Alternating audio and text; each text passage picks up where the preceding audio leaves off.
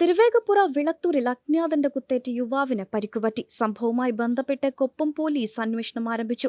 കഴിഞ്ഞ ദിവസം രാത്രി 12-നാണ് സംഭവം.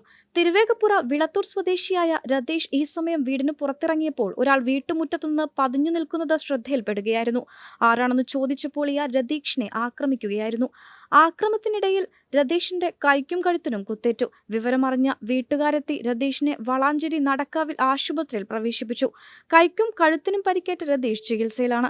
നാട്ടുകാരുടെ നേതൃത്വത്തിൽ തിരച്ചിൽ നടത്തിയെങ്കിലും ആക്രമണം നടത്തിയത് ആരാണെന്ന് കണ്ടെത്താനായിട്ടില്ല. മോഷ്ടാവാണെന്ന സംശയത്തിൽ പരാതി നൽകിയിരിക്കുകയാണ് ഈ യുവാവ്.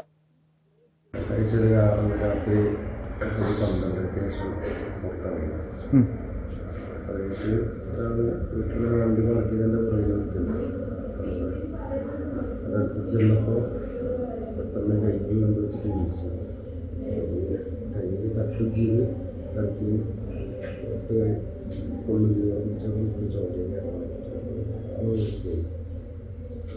ആൾക്കാരൊക്കെ വന്ന് ഇറങ്ങിക്കുമ്പോൾ കിട്ടില്ല. ബംഗാളികൾ അങ്ങനത്തെ അധികം സംശയം ഉണ്ടോ?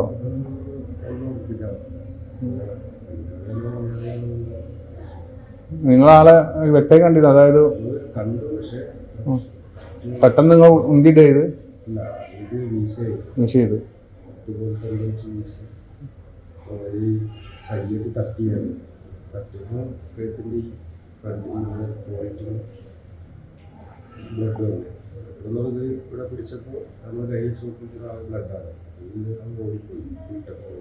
അറ്റാക്കിങ് തന്നെയായിരുന്നു. അതായത് ആളെ മോഷ്ടിച്ചിട്ടൊന്നുമില്ല. വണ്ടിയുടെ പുറകിൽ നിൽക്കുക. നമ്മൾ വണ്ടിയുടെ എന്തെങ്കിലും വണ്ടി എന്തായിരുന്നു വണ്ടി? വീട്ടിലുണ്ടായിരുന്നു നിങ്ങൾ തന്നെ അല്ലേ ഉടമസ്ഥൻ? പെണ്ണ് കുതിക്കും പെണ്ണിനെ കുതിപ്പിക്കുന്ന കനക ഘടകാഭരണങ്ങളുടെ കമനീയ ശേഖരവുമായി പട്ടാമ്പി പട്ടണത്തിന്റെ കനക കൊട്ടാരം Manukkas gold and diamonds, Manukkas tower, railway over ബ്രിഡ്ജിന് സമീപം മെയിൻ റോഡ്, പട്ടാമ്പി.